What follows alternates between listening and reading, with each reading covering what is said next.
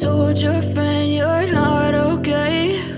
And tell me what's wrong and why you never said you felt that way. Have you ever wondered why the fashion world suddenly feels more real, more relatable, and more powerful than ever before? That's because a revolution is happening right before our eyes. A revolution that's curvy, confident, bold, and unstoppable. Plus-size models are no longer waiting for permission. They're taking over the runways, dominating fashion campaigns, rewriting industry rules, and shattering outdated beauty standards that once boxed women into impossible ideals. And let's be clear, this isn't just a trend. It's not a moment. It's a full-blown transformation that's here to stay. So if you believe in real beauty, real representation, and the power of curves, then you're in the right place. Before we dive into this celebration of strength and style, make sure to subscribe, hit the like button, and ring that bell. Because here, we're building a community that honors all bodies, all shapes, and all the fierce women changing the game. Let's get into it. For far too long, the fashion industry pushed one body type as the ultimate definition of beauty: the tall, thin, size 0 silhouette. It was the image plastered across magazine covers, runway shows, and high fashion ads. But for the vast majority of women across the globe, that image didn't reflect reality.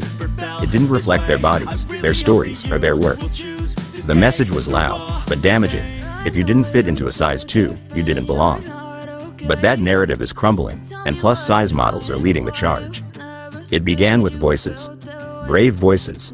Unapologetic voices that refused to shrink to fit into outdated boxes.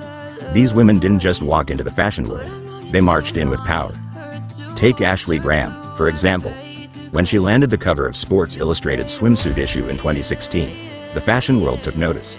She became the first plus-size model to ever appear on that iconic cover, and it was far more than just a modeling gig. It was a statement, a middle finger to the idea that beauty has only one size. And then came Tess Holliday, a size 22 model who broke the rules and made her own. She not only signed to a major agency, but launched a movement with the viral hashtag #FYourBeautyStandards, reminding women everywhere that beauty is not defined by the number on a scale or a tag. Then there's Paloma Elsesser, the curve model who's walked for top designers like Fenty, appeared in Vogue, and is redefining what high fashion looks like for women of color and women of size. She's not just a model, she's a symbol of change. But this movement isn't just about a handful of trailblazers, it's about an entire shift in the fashion system. For the first time in history, fashion brands are being forced to listen, not because it's a cute gesture, but because it's necessary for survival. Consumers are demanding change, and the brands that fail to evolve are getting left behind. Look at Rihanna's Savage X Fenty runway shows. These aren't just fashion events, they're cultural phenomena. Every body type, every skin tone, every gender expression, represented on one stage. Models with stretch marks, models in wheelchairs, plus-size women dancing in lingerie with unapologetic joy. It's bold, it's real, and it's what people have been craving for years. Fashion Nova launched its curve line and skyrocketed to success, making trendy, affordable clothes available to women of all sizes. Suddenly, plus-size shoppers weren't stuck with boring, oversized tunics. They were rocking bodycon dresses, ripped jeans, leather jackets, and bikinis that made them feel sexy, not sorry. Luxury fashion is following suit. Versace, one of the most iconic fashion houses in the world, made headlines when they cast Precious Lee, a black plus-size model, in their runway show. Lee was radiant, confident, and a living, breathing disruption of fashion's elitist norms. Barbie Ferreira became a Gen Z icon after starring in HBO's Euphoria and speaking out on body positivity.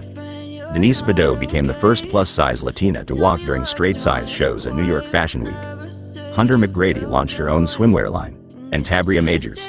She broke the internet with her Beyoncé tribute, reminding everyone that curves don't limit talent, they elevate it. These women aren't just participating in fashion, they're shaping it. But why does this matter so deeply? Because fashion is more than fabric and stitching. It's a mirror. A cultural reflection of what we value, what we idolize, and what we aspire to be. For years, that mirror excluded millions of women. Now, that mirror is widening. Stretch marks, cellulite, thick thighs, wide hips, round stomachs. They're finally being celebrated, not censored. Representation in fashion leads to real-world change. When young girls grow up seeing women who look like them in magazines, they stop believing they have to change themselves to be accepted. They start seeing their natural bodies as worthy of attention, worthy of praise, and worthy of space. Let's also talk business, because this is no charity case. The plus-size fashion industry is booming. It's currently worth over $500 billion and is expected to reach more than $700 billion globally in just a few years. Brands that once ignored this market are now racing to catch up. Social media has played a massive role in this shift. Platforms like Instagram and TikTok gave plus-size models a direct line to their audiences. No gatekeepers required. Now, millions of people follow these women not just for their fashion tips, but for their honesty, their power, and their raw vulnerability. Naomi Shimada uses her platform to speak out on mental health, body shaming, and cultural identity. Hunter McGrady speaks openly about postpartum body changes. Tabria Majors shares dance routines, fitness videos, and fashion inspo that inspire women of all sizes to move with pride. This movement is about visibility. It's about justice. It's about reclaiming beauty on our own terms. It's not about bashing thin women or creating division. It's about building inclusion. It's about recognizing that beauty doesn't come in one size, and confidence doesn't start at a certain weight. We're not going backward. The era of plus size and visibility is over. Still, the fight continues. Many high-end stores refuse to stock larger sizes in store. Some brands still tokenistically include one plus-size model to tick the diversity box while continuing to center thinness. But thanks to this new wave of fearless women, the pressure to do better is only increasing. We are watching, we are speaking, and we are supporting the change. So what can you do? You can follow these models. You can support brands that offer inclusive sizing. You can stop apologizing for your body. You can share content that uplifts diverse beauty. You can teach your daughters, sisters, and friends that worth is not measured in inches. You can be part of the movement, because when plus-size models win, we all win. When they walk the runway, they walk for every woman who was told she wasn't enough. When they smile on magazine covers, they smile for every girl who once cried in a dressing room. When they thrive, they give us all permission to thrive, too. The rise of plus-size models is more than a shift in fabric and size tags.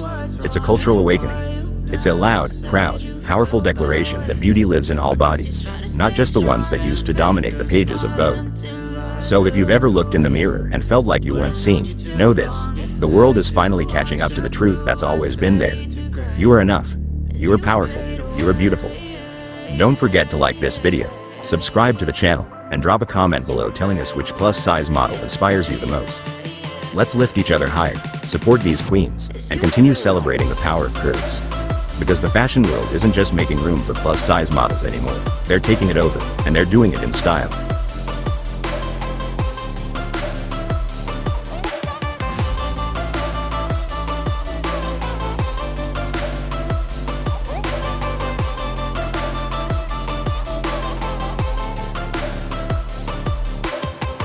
I know you told your friend you're not okay, and tell me what's wrong and why you never said you felt that way. And guess you're trying to stay strong and fake a smile until